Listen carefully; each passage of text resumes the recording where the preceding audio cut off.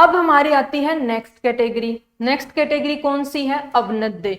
अवनद्य के मैंने जैसे कि बताया था, अवनद्य के अंदर जो साउंड, जो संगीत की ध्वनि होती है, वो नेसेसरीली कहाँ से प्रोड्यूस होती है, कहाँ से उत्पन्न होती है? वो उत्पन्न होती है जो लेदर, उसके अंदर एक जो है लेदर यानी कि चमड़ा, जो जिस भाग पे लपेटा हुआ होगा वहां से उत्पन्न की जाती है। अब टूंबा था, और ये हमने जो पढ़ा था, बपंग पढ़ा हमने, इकतारा पढ़ा, उस पे भी तो लगा हुआ था लेदर, लेकिन ध्वनि किससे उत्पन्न हो रही थी? चाहे वो लेदर लगाओ, ध्वनि उत्पन्न हो रही थी तार की वजह से। और यहाँ पे ध्वनि उत्पन्न होगी चमड़े की वजह से, जो उस पर लगा हुआ है, लेदर जो उस पर लगा हुआ है। तो अवनद्य को याद करना है कि कौन कौन से वाद्य यंत्र अवनद्य की श्रेणी में आते हैं। तो उसकी ट्रिक्स क्या हैं?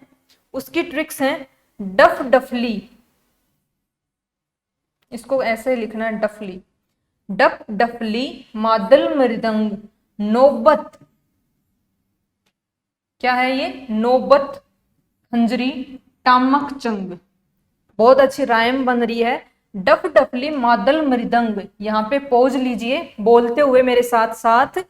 डफ डफली, मादल मृदंग, नौबत खंजरी, टामक चंग, लोग गाते इनके संग, क्योंकि ये हैं चमड़े से तंग।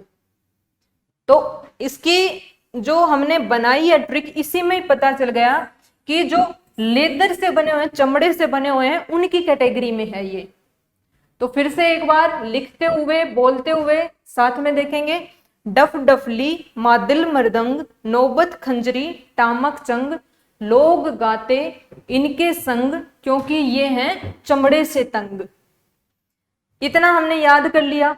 अब देखिए क्वेश्चन आता है कि कौन कौन से इसमें हैं, तो मैंने सबके पूरे पूरे नाम ही इसमें लिखे हुए हैं। डफ भी अपने आप में पूरा होता है, डफली, मादल, मृदंग, नौबत, खंजरी और टामक चंग। तो ये वाली जो फर्स्ट लाइन है, इसका प्रत्येक आप यहाँ पे लिख लेंगे, क्योंकि याद भी होना चाहिए कि क्या लिखा है। प्रत्येक शब्द इस लाइन का, ऊपर वाली का, प्रत्येक शब्द एक वाद्य यंत्र है।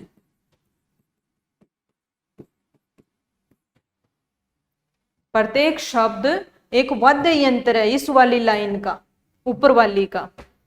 ठीक है। नेक्स्ट जो है इसके बाद में सेकंड, ढोल ढाक, ढाक है ये, धाफ नहीं, ढाक। ढोल ढाक दोसा, दफड़ी में दो समोसा, तारा माटे कुंडी, घेरा माटे सुंडी। अब देखिए इसके अंदर ढोल, ढाक, दोसा, दफड़ी, तारा, माठे, माटे से बन जाएगा, माठे या माटे दोनों ही बोलते हैं, कुंडी, घेरा, माटे फिर से आ गया, और सुंडी। ये हैं वाद्य यंत्र जिनको मैंने अंडरलाइन किया है। फटाफट नोट डाउन कीजिए। ऊपर वाली में तो सिर्फ लाइन के आगे लिख दीजिए प्रत्येक शब्द एक वाद्य यंत्र है, और यहाँ पे अंडरलाइन कर दीजिए। ये खुद अपने आप में पूरे वाद्य यंत्रों के नाम, ढोल ढाक दोसा, दफड़ी में दो समोसा, तारा माटे कुंडी, घेरा माटे सुंडी। अब इनको भी बार बार रिवाइज करेंगे, याद करके रखेंगे। ये अवनद्य की कैटेगरी में आते हैं। अवनद्य ऐसे नहीं लिखते हैं,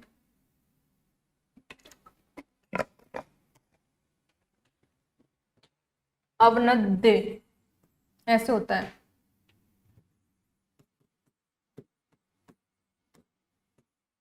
this is right way to write down अवनद्य।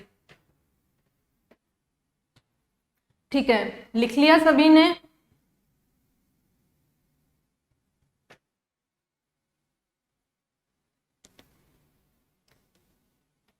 Okay, आगे चलते हैं।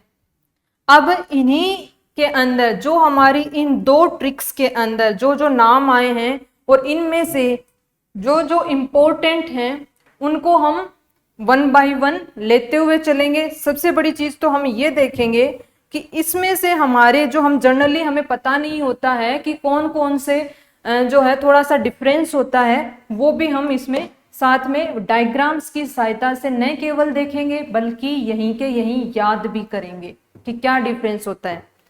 देखिए सबसे पहले कितने मतलब अच्छे लग रहे हैं ना, खूबसूरत से। सबसे पहले मृदंग। मृदंग को पखवाज भी कहते हैं।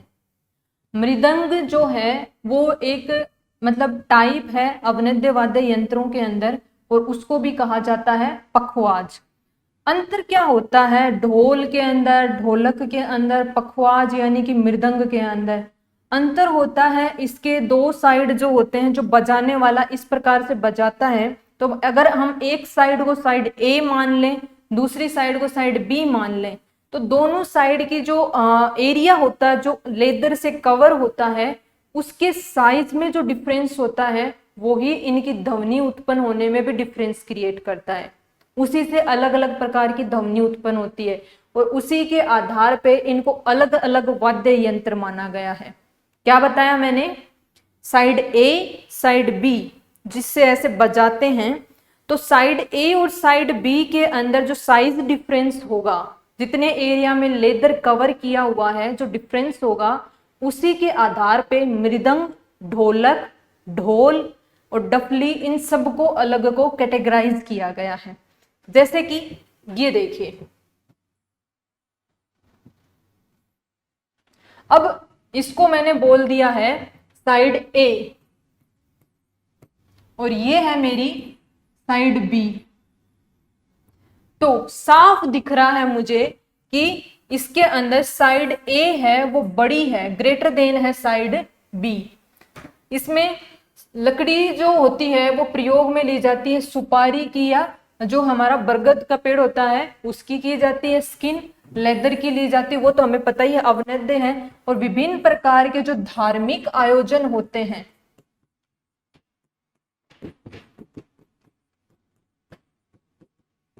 उनके अंदर इसका प्रयोग किया जाता है, धार्मिक आयोजनों के अंदर। तो अगर साइड ए ग्रेटर देन है बी के, यानी कि एक साइड बड़ी है दूसरी के, तो हमारा बन जाता है मृदंग। क्या बन जाता है? मृदंग, जिसका दूसरा नाम क्या है? पखवाज के आगे लिख लेंगे दूसरा नाम, जिसका दूसरा नाम है पखवाज। अब आता है ढोलक। देखिए ढोलक में क्या होता है, A is equals to B है, यानी कि ये जितनी बड़ी होगी हमारी साइड, अपोजिट साइड भी सेम साइज की होगी। A is equals to B है, तो वो हमारा बन जाता है ढोलक।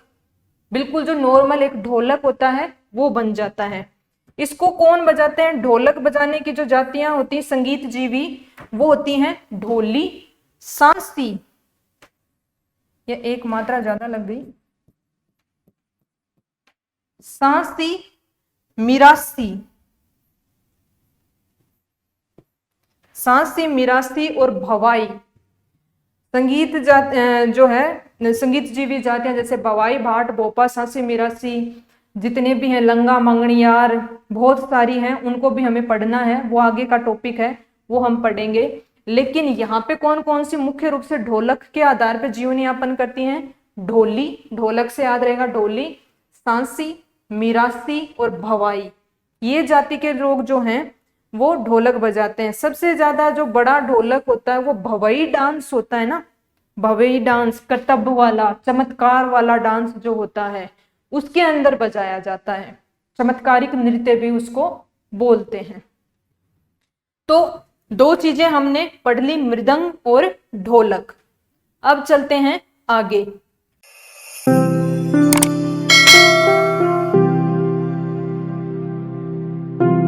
अधिक जानकारी के लिए संपर्क करें पतंजलि, रिद्धि सिद्धि चौराहा के पास, गोपालपुरा बाईपास, जयपुर। कॉल करें 72406 72406।